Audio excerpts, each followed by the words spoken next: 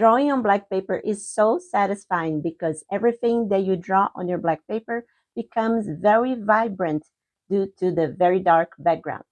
So in today's video, I'm going to show you 3 super satisfying drawing ideas for your black sketchbook. In all these ideas, we're going to use only color pencils. Well, let's get started. So today's first drawing idea is going to be a Luna Moth. I will tell you a little more about this moth in a little bit, but we're going to start this with a large circle in the black sketchbook. And then I'm going to sketch the moth in a separate paper. I'm using today here a gridded paper, but you don't need to use a gridded paper. You can use any type of paper that you have. I think the most difficult part about drawing insects, moths, butterflies, dragonflies, for me is to make sure that the wings are symmetrical. And it's important to have them very symmetric. There are some insects that might not have their wings exactly symmetric. That will be if they are slightly injured. But normally they would have very symmetric wings. And for this type of drawing, this style that I'm going for here today, I really want them to be very symmetric.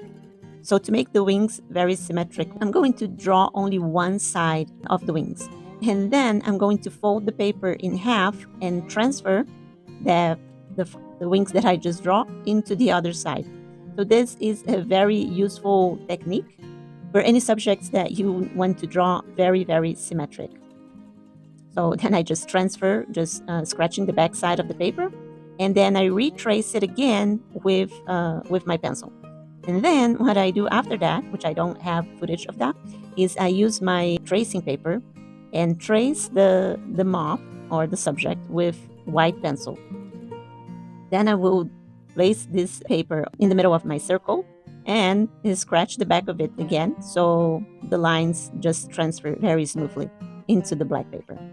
So I know this is a little bit of extra work, but for me it really ensures that I don't have to keep trying to draw the wings very correctly and very precisely symmetrical on my black sketchbook, because it's not very easy to erase lines in a black sketchbook. Sometimes they persist, even if you draw them very lightly. So I prefer not to sketch something and having to erase and have to redo it again, because it would make it just a little bit too messy. And I wanted to make my paper very smooth, the black paper to remain very clean and smooth. So the final drawing really stands out against that dark background. So anyway, then I used my Prismacolor pencil. We'll try to list as much as possible the names and numbers of each pencil. But basically, the first layer of green is probably the most realistic as far as the color of this particular moth, because it is kind of a very pale green.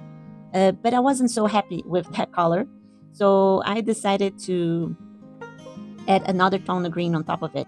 And then, of course, towards the end, if you have noticed, I also layer with more white on top of it as well. So when you add white on top of the colors that you already applied on your drawing, it makes those colors stand out and become much brighter. Especially for black papers, that it's very useful because it really makes the colors become very vibrant. And then, of course, after I finished the moth, then I decided to draw the moons on all sides of the moth. So anyway, a little bit about this particular moth. So this is called Luna Moth. Luna means a Latin word for moon. So basically is translating directly would be moon moth, the name of this moth. And it is named like that because it has some eye spots in the wings that look very much like a moon.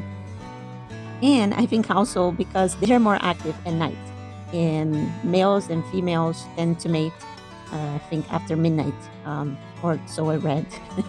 So the male and female are a little bit different. The Luna Moth is very difficult to see. Well, first of all, because they're more active at night, but also because in their adult life, when they are like that with those beautiful wings, their lifespan is only between 1 week and 10 days, and then they die. Consider yourself very lucky if you spot them flying around because they're very hard to find, very rare to see them. So after I was done with the moons, it's still going to work a little more in the moons. I kind of just still sketching a little bit. I decided to decorate the whole drawing with some leaves and flowers. And I'm not doing any of those flowers or leaves, anything very realistic. It's just to decorate the rest of the drawing. The main part of it is really the moth itself. The flowers and leaves are just complemental for the composition. Yeah, so lately I'm been very interested in this kind of subject. Moths, butterflies, dragonflies, and that's exactly what we are drawing here today in the black sketchbook. So I've been looking for books with photo references of butterflies and other insects like this, moths as well, and dragonflies, so I can apply them in my drawings. So I don't know about you, but I kind of go through phases. So sometimes I'm very interested in drawing mostly landscapes, and sometimes I start drawing people, and sometimes like right now, I'm a little bit obsessed with those insects and insect drawings. So I've been trying to find a lot of reference photos that are real photos, not AI, so I can draw them and in particular, I also named them. I mean, it was interesting for me to learn a little bit about this moth that I never knew before.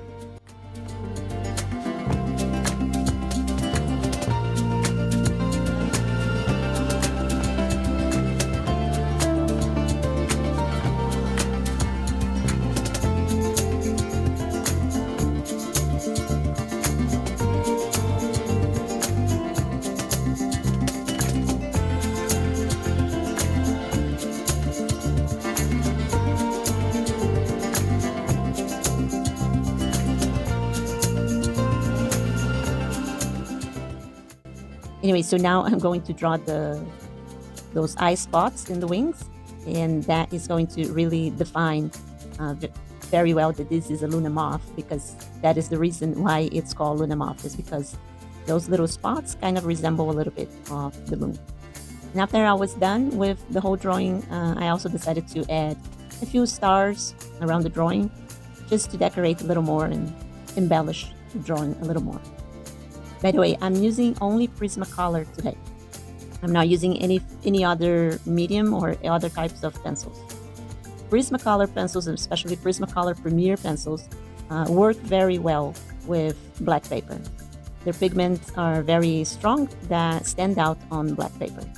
Okay, so here we have our Luna Moth all finished. Okay, so our next drawing idea for a black sketchbook is going to be just a simple butterfly. I'm not sure the name of this butterfly. I found a photo online, but the colors are going to be completely different than the actual butterfly. So this is not a realistic butterfly, and it's loosely inspired by a real butterfly. So anyway, so I decided to change the colors completely, the color scheme of the butterfly completely. It was kind of a blue butterfly, and I just changed the colors to include pink, yellow, purple. So it completely changed the actual butterfly. So this is not a realistic butterfly at all. And the process to draw the actual butterfly was the same one that I used for the previous drawing, the Luna Moth. So I just drew or just sketched only one side of the wings, only the wings on the left side. And then I folded the paper so it could transfer for the other wings. And then retransfer again into the black paper. So I'm just not showing you all that process because we already went into details on that process on the previous drawing. As you have noticed here with this butterfly and the previous drawing as well, the Luna Moth, I like to cover my entire drawing with white pencil first. But I use that white pencil very lightly at first. And then I start adding whatever other color pencils I'm going to use. So here I used a light pink and then magenta, and now we're using a little bit of orange and just blending everything little by little.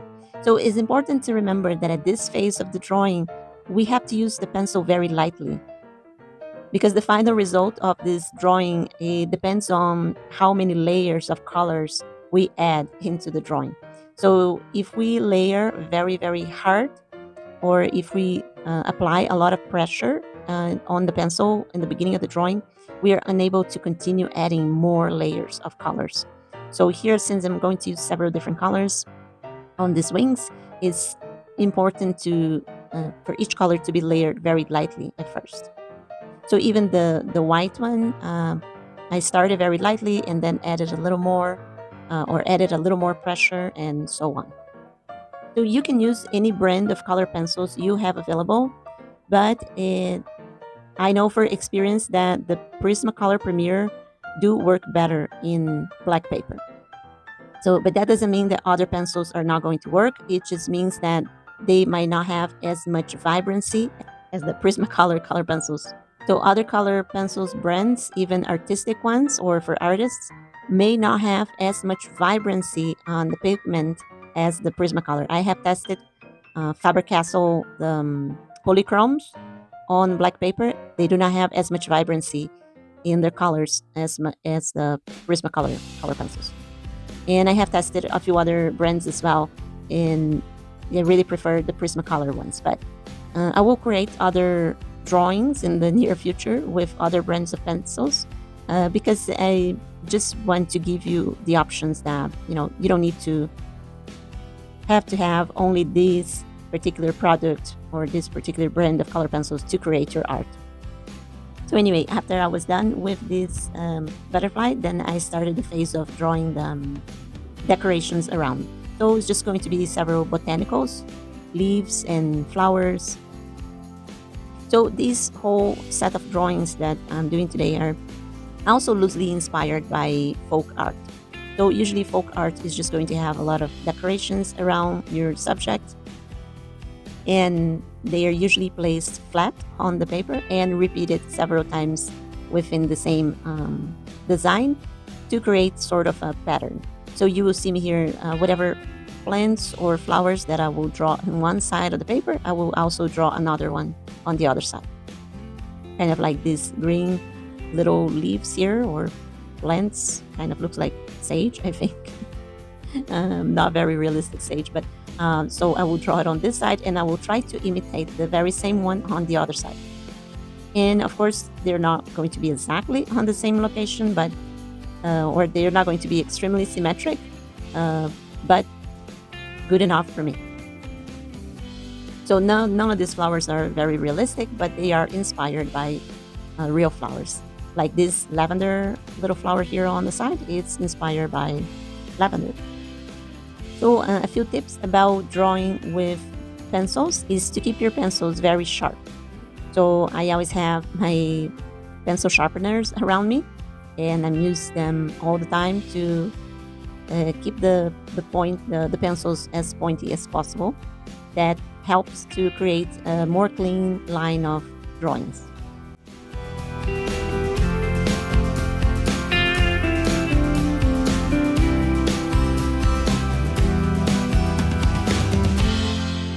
So at first I drew the moon, and I don't know, I just felt like it was too small, so I did it again, just much bigger, covering that first smaller moon I had there before. So this moon is going to be about the same color or similar colors as the butterfly, with purple.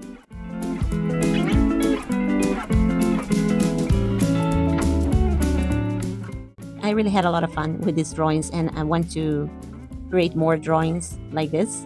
This is a style that I'm not very used to it, but I really had fun drawing in this style. And then after everything was done, I added a few stars. So when we add the stars and other little embellishments, the drawing kind of comes alive.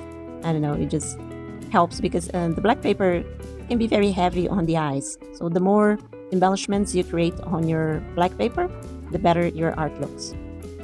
Okay, so here we have our finished butterfly.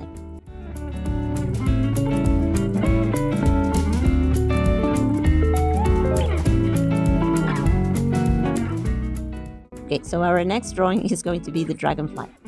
So for this one here, I wanted to try a monochromatic image. So everything in this drawing is going to be blue. Well, will be maybe a few areas here and there that will be different colors, but most of this entire drawing will be monochromatic. I'll be using also a lot of white to make the blue much brighter than even it already is. So for this drawing here, I decided to try a technique to make the decorations or the botanicals that are going to go around the dragonfly very, very symmetrical. So you will see me doing this in a few minutes here. So again, this dragonfly is not realistic. If it was, the wings would be a little bit more transparent. But I just decided I was just having so much fun with that blue, and I decided to just leave it like that.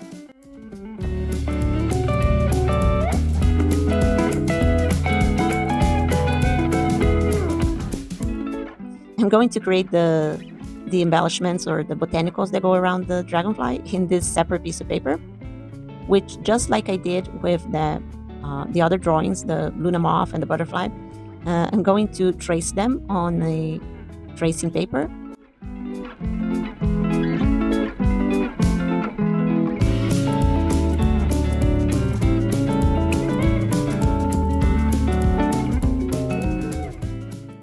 So now you can see that both sides are the same, and I retrace them with white pencil. And then now I can position them in front of my dragonfly and then transfer these to the paper, the black paper. There are other ways to transfer an image like this. You could just simply trace each image or each element, or you can do the way I did there, which is just the scratching method, which is what I use.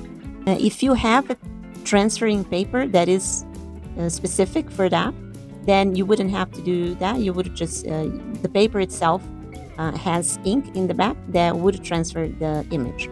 So I don't have that type of paper. We'll see if I can find one in my local art and crafts store, and so I can show how that's used. It's been a long time that I haven't used those transferring papers, a long, long time, because usually I just use that method of transferring with the scratching on tracing papers, or I use my light box. So, but that is other ways. There are many, many ways that you can transfer an image. So anyway, as you can see here, for this whole image is all entirely in blue. There is a little bit of violet blue as well, and maybe a tiny little bit of that teal color or turquoise color on the moons, and of course white. But basically, this is a monochromatic drawing, and I think it looks nice too. So there you go. We have a blue dragonfly with blue flowers. I hope you enjoyed all these drawing ideas for your black sketchbook, and I hope to see you again in the next video. Bye-bye.